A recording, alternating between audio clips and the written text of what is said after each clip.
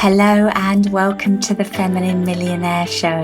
I'm your host, Polly Alexander. I'm a success coach, healer, creative and future millionaire. If creating money and success in a spiritual and feminine and joyful way is your goal, this show is for you. Let's all rise together.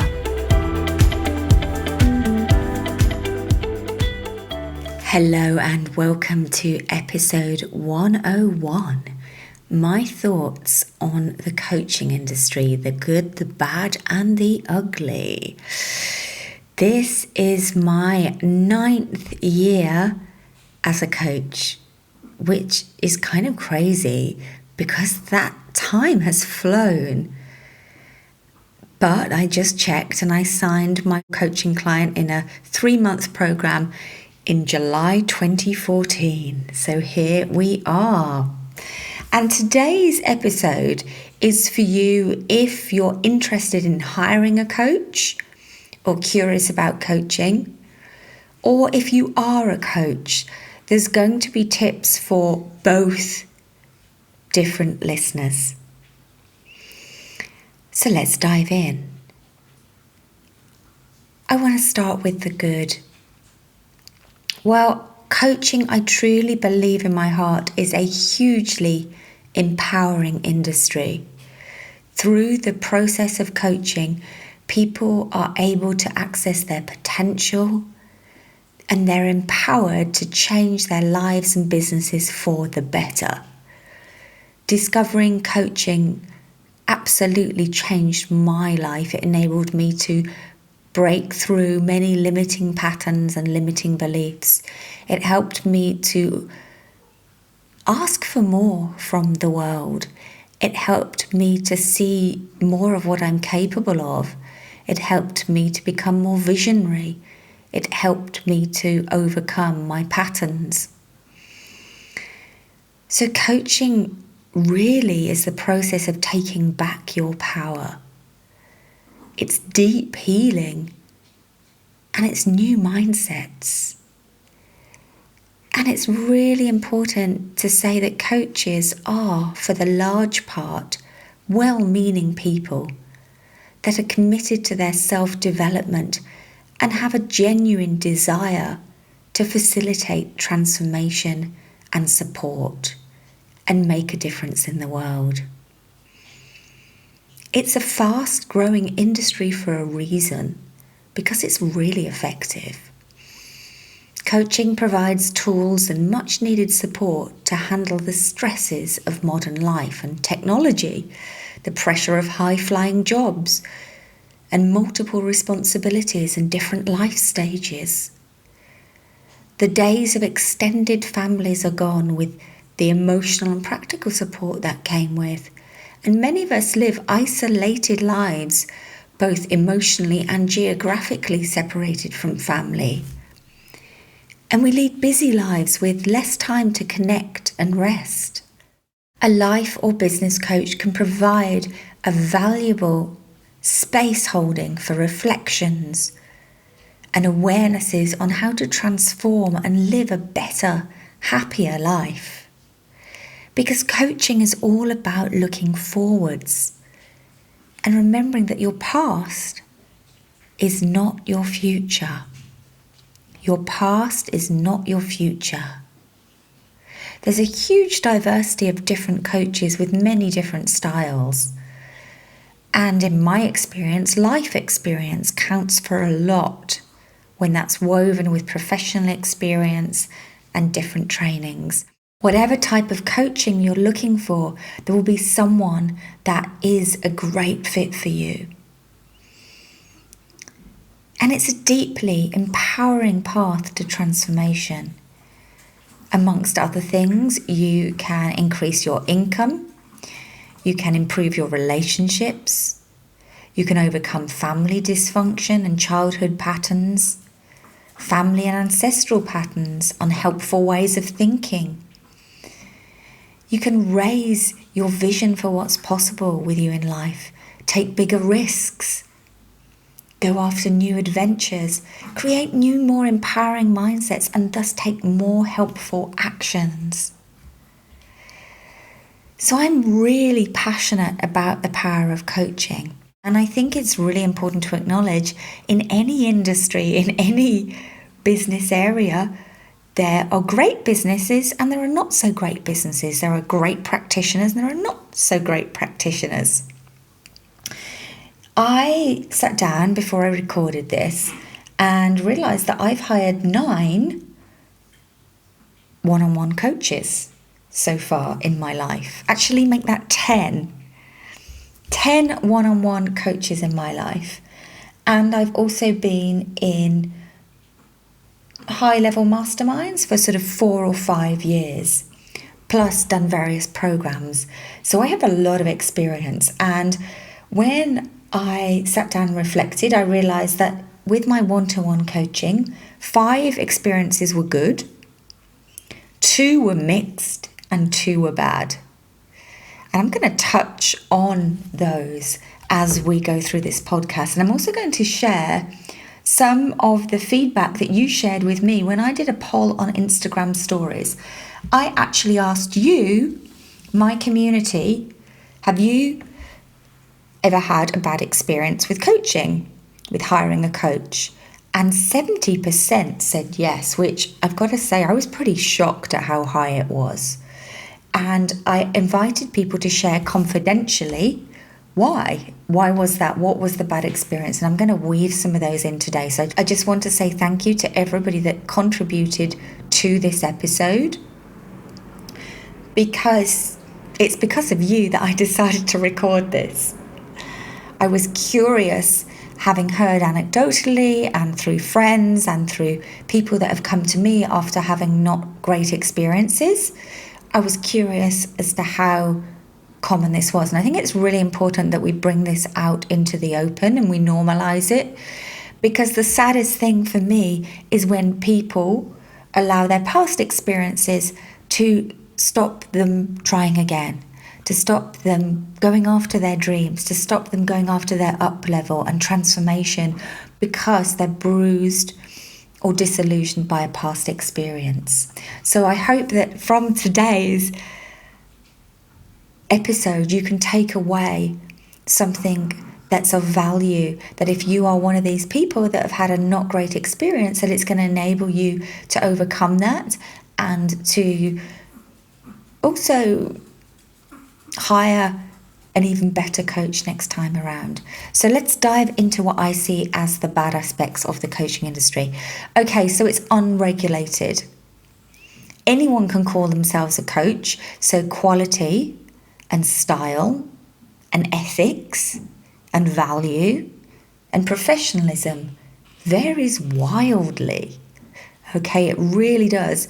And there's a lot of coaches out there that are much better at selling than serving.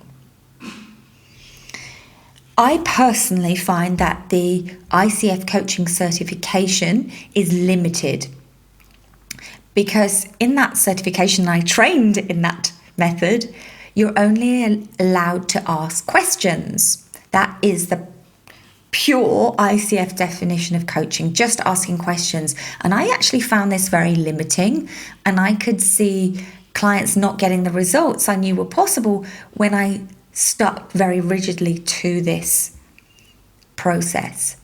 And actually I discovered my unique voice as a coach, if you like, my unique identity as a coach through blending together different modalities. I started out blending together my business experience of running a successful photography business, my experience of entrepreneurship, and blending that with coaching. And then I opened up my intuitive abilities and trained as a healer, and I was able to bring intuitive work and energy healing into my coaching as well. I've also trained as an EFT practitioner. I'm a Reiki healer. And I've studied with many top entrepreneurs and incorporated my learnings from studying with them. And also there's a bunch of other healing modalities I love to study. And this is me as a coach, and that opportunity is also available to you as a coach. You get to become the unique expression of yourself as a coach. You get to shape and create your identity. And there's no right or wrong here. I firmly believe that. Okay, what else? The lack of professionalism around showing up as a coach. Well, I've experienced it, and I've also heard it a lot from other people. So one person shared, the session ended up with talking about my coach's business and me making suggestions on how I would pitch it. So when the coach becomes the client, so lack of good boundaries, yeah. Somebody else shared, she set me up with a program to sell like her own. So trying to create a cookie cutter version of you. I'm really passionate in my business coaching that I do. I'm really passionate about not having a one-size-fits-all model, because it doesn't work like that. My job is not to make you like me, not to make your business like mine, but to offer a portfolio of opportunities, and then to really tune into who you are, what you're passionate about, what lights you up, where your energy flows and opens up, what brings you joy, and then to identify the right business model at this stage for you. That, for me, is really powerful mentorship and coaching. Okay, lack of professionalism. Somebody else shared the coach was not on her game, so allowing personal issues to get in the way of showing up as a coach. And actually, I had this experience myself. I hired a very expensive coach. I did one round with them, which was great. I was very happy and I renewed. And then they experienced some family trauma, a family loss. And it was very obvious that it was a difficult time for them, and they kept cancelling sessions, which was very difficult for me because I'd invested in the support to handle my own up level. My business was growing extremely fast at that point, and I needed my coach's support with the pieces that were coming up. And it became obvious that she was not available, understandably so. So I suggested that we close the relationship so I could find someone else, and that I receive a part refund. And this coach decided that she didn't want to give a part refund, and simply offered me credit against a future coaching program with her. So that left me with no money and no support. As you can imagine, this was not an ideal situation. Now, I was able to dispute this, and I did get the part refund back, but it involved a lot of effort on my part, an unnecessary effort, and I will never work with that person again or recommend them, simply because of how they chose to handle it. I've also heard from you about poor boundaries when friendship and the client relationship gets blurred. To be a really powerful coach, sometimes you have to give tough love, as my clients say. You've got to call people out on their stuff. Now, when you're friends with someone or when you're mixing with them in social circles, it's human nature to want to be liked. It's human nature to unconsciously shape your behavior. So it's really important to have clear boundaries and make sure that your coach does as well. The other thing I've found is sometimes coaches are scared to really address the deeper issues going on, or they're not skilled to appropriately handle trauma, emotional stress, or challenges along the way, and they just want to stay on the surface. I always tell a story of my very first coach. So I was working as a photographer in London, and I was thinking long term, and I wanted to plan my dream of living on an island in the sun. And I'd heard about life coaches, didn't know anyone that had worked with one. So I found someone, and you went in person, it was in North London, and you booked session by session. And I did 3 sessions with her about my master plan for my future life, my big vision. And she said, I don't think you need me anymore. I think you're good to go. And so I naively thought, oh, I have no issues. This is all going to be easy and fine. I was in this really false sense of security. In one way, I thank her for that lack of depth because it gave me a false sense of confidence to move forwards. But seriously, there were so many pieces that came up along the way that she could have supported me with, that she could have brought up and gone deeper, dug deeper. What's really going on here? What are you really scared of? And so I had this impression that life coaching was a bit of a joke. I was so unimpressed that I was really resistant to actually becoming a coach because of this experience. I thought it was a bit of a joke. I thought that coaches always seem to have loads of problems. It was compounded because my partner had the same experience. He met someone and then the coach kept saying, I'm having too many personal problems to coach. And so I didn't have a great first impression of coaching. And we laugh about it now because it is very ironic. But there was a lot of resistance when I was starting out to becoming a coach. I was like, no way, I don't want to be one of those. Now, I think the reputation is improving, but again, more feedback. Someone in my community said, the coach I'm referring to was not very professional. Yep. Somebody else felt more care was put into getting me as a client versus serving me as a client. Right. And that I'm going to come on to that in a moment. So those are some of the bad things that I've experienced. And what's the ugly? Well, I've touched on it. I really feel that it is aggressive marketing tactics. There's some brilliant marketeers out there, and marketing is really about getting your work out to people that you can serve. We all need to market. We market ourselves constantly, unconsciously in day-to-day life. Marketing doesn't need to be a negative thing. It's simply, how do we share our gifts? How do we come here to make an impact on the world? How do we share our purpose, live on purpose, and make a difference in the world? Okay, so there's a reframe available there in marketing. However, I have witnessed on a number of occasions where more effort is put into selling me into the program, and then the service afterwards falls woefully short. And I feel this is where the industry has an opportunity to shift. What else have I found ugly about the industry? The coaches that give the bare minimum really are disengaged and not interested in you as a person, not leading from the heart, but they're just going through the motions. They're giving cookie cutter advice and they're not emotionally engaged. I hired a well-known US life coach about 7 years ago.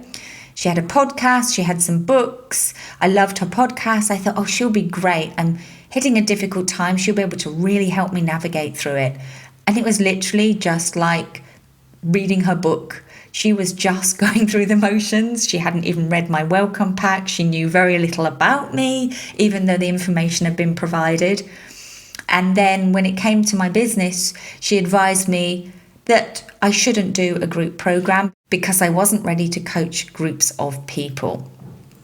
That, ironically, ended up being the one thing that gave me my breakthrough. I have that decision on my part, honoring my intuition, honoring what was true for me, believing in myself. I have that to thank for Money Beautifully, which we are coming up to our 10th round of, and it's transformed hundreds of lives. So yeah, the ugly, taking large sums of money and delivering little commitment, transformation, or engagement, or even disappearing on holiday without mentioning it right after you've hired them for 3 weeks. And I think the biggest thing that I find really sad is that people are fearful to try again. It's a missed opportunity for transformation. And I will tell you that I learned so much from the non-ideal coaching experiences. And perhaps you too can find things to gain from your non-ideal experiences. So firstly, it motivated me to know what kind of experience I did not want my clients to have in my world. Part of the coach I am today is based on who I didn't want to be. Yeah? The reason I deliver at such a high level is because I know what it feels like to be let down. I know what it feels like to invest at a high level and be disappointed, be let down. It also motivated me to practice and broaden my skills. So I wanted to be the best coach I could. So I did my 100 hours of paid coaching training, and then I did a higher level master coach certification where I did 300 hours. Actually, only 3 of us passed it. 300 hours of coaching is a lot, one-to-one in a year. And as I grew, I blended other modalities, as I spoke about earlier, with coaching to facilitate the best results. And it gave me the skills to dive into those unhealed wounds. And also, the negative experiences allowed me to access my unhealed wounds, my own lack of boundaries, my own projecting onto my coaches that allowed me to heal. So patterns show up all across life in our relationships, in how we engage with people. And coaching is no different. Guess what? It's just another relationship. And so it's also an opportunity for self-reflection and healing. And when I saw patterns or when I experienced non-ideal circumstances, it allowed me to go within and say, what am I available for? Why did I choose this? If there's anything, what am I learning? Yeah. And I truly believe that everything we're attracted to sign up for in the area of transformation, we will get a learning. And actually, I'm going to talk about how to choose a good coach in a separate episode, because I've got some great tips I've learned over 15 years of hiring coaches that I would love to share with you. These non-ideal experiences also motivated me to deliver at a very high level of integrity, ethics and responsibility, and heart. And I decided that I want to be the kind of coach that cares. I want to be the kind of coach that sees you and notices you and holds space for you and sees your highest potential, that sees what is possible for you. And I'm very grateful to the 5 coaches that I had great experiences with, that in different ways and at different stages in my life helped me deeply. My first high-level coach that I worked with over an extended period of time, she helped me really kickstart myself and my business onto a whole new path in life and get out of a very difficult place in my life. I had a great business coach once who allowed me to see a higher vision for myself, who reflected back just what I was already doing and the power of it and my gifts. I've had people that have guided me and shaped me to help me see what to offer, have helped me get clarity. So there have been many, many gifts, and I really, truly intend that you can receive deeply and fully from the coaching journey, from the coaching experience. So if you're called to explore coaching with me, I do work with people one-to-one, and I work with people in group programs, and I have my women only mastermind. You can reach out to me by DM on Instagram or through my website to explore more about working with me. And I'd be really happy to have a conversation with you. So I wish you a wildly abundant week, and I hope you enjoyed today's episode.